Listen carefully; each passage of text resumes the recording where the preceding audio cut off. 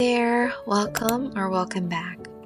My name's Erika, and I'm so glad that you're joining me here today. So, I have an exciting challenge to start, and I'm excited to share it with all of you. I saw this challenge from a couple of YouTubers where they're going to be drawing 100 portraits. I saw this as an opportunity to get back into art and stay committed. Drawing 100 heads is a great way to specialize on one thing and make progress when it comes to doing portraits. I will surely make lots of mistakes, and I would gladly learn from those mistakes. Now, this challenge, I didn't really set any kind of major rules. I'm making up my own rules so that I don't get too stressed out. There's no specific deadline, but I'm hoping that I can finish it within the year. So I will be using gouache, as you can see, and this is my first time, so please forgive me. I'm testing out a new sketch pad as well as the paint, and quite frankly, I'm nervous because I haven't done this in a long time. It's my first time using gouache on a portrait, and for some reason it's just not gouaching. Which is why, as you can see here, I have so many layers that I would cover up. So thankfully I didn't get frustrated, and I just kept going in my head. Just trust the process. This is your first. If it doesn't work out, then we move on to the next one. Thankfully it turned out okay. It's not the best, but I think I'm quite happy for a first. So let's move on to the second one. So for the second one, I wanted to try a different set of colors. It's my first time trying to fill up a spread like this. I've always wanted to do something like this in the past. It's just that I never really got to ever purchase one until now. These sketch pads were actually sent to me by Etcher Labs. Thank you guys so much for trusting me. I am loving this new sketch pad, to be honest. It's a cold pressed watercolor sketch pad, and I think it's just the perfect size, which is why I thought if I do use this for the portraits, it would be much easier for me to finish, because my biggest problem is actually starting and then never finishing something. So doing something small like these, it's relatively easier to commit and, start in one sitting and finish in one sitting as well. So here I'm trying a different method where I would use a base color, more cool tones this time, since the first painting were more bright, vibrant colors. So I wanted to play around with cooler tones because that's one of my biggest weaknesses when it comes to painting.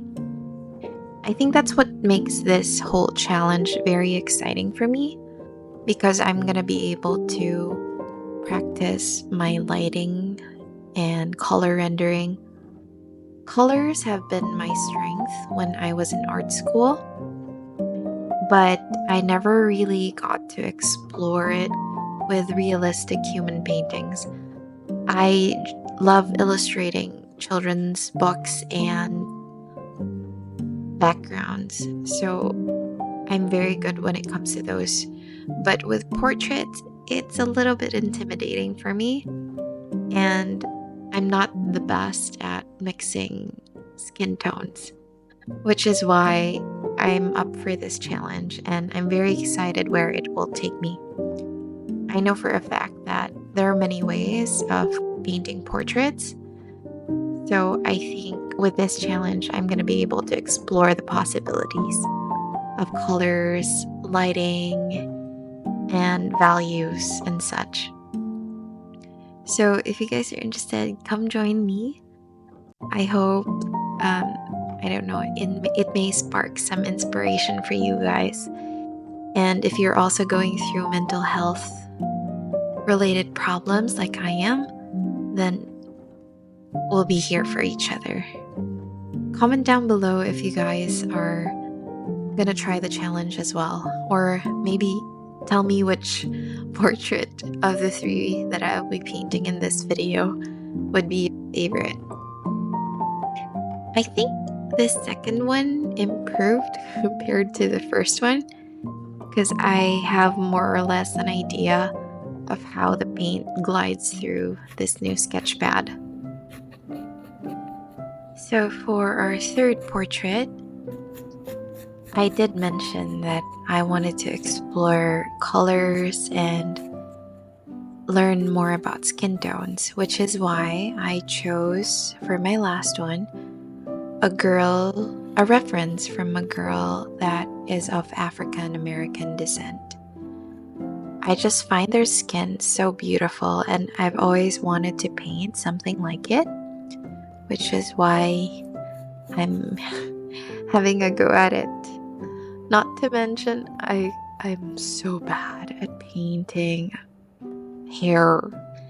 I'm so frustrated with the second one for her hair. I mean, it's acceptable, but it's just so hard to paint blonde or like a dirty blonde hair.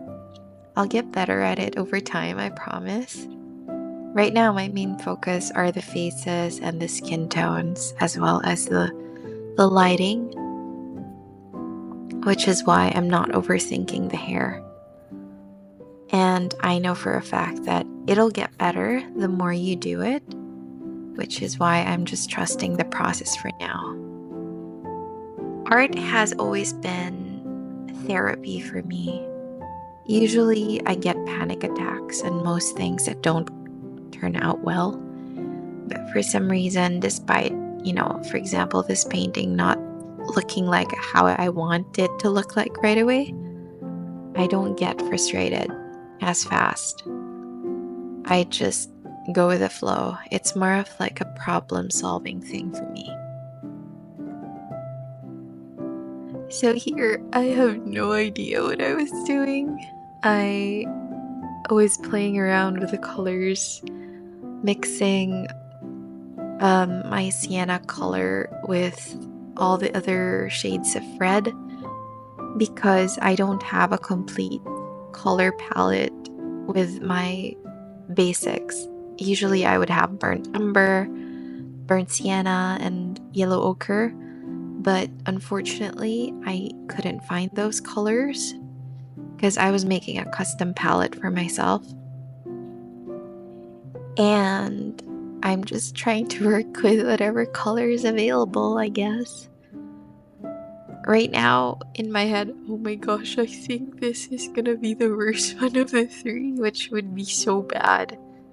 But, I've always believed that with art, the worse it looks in the beginning, the better it looks at the end.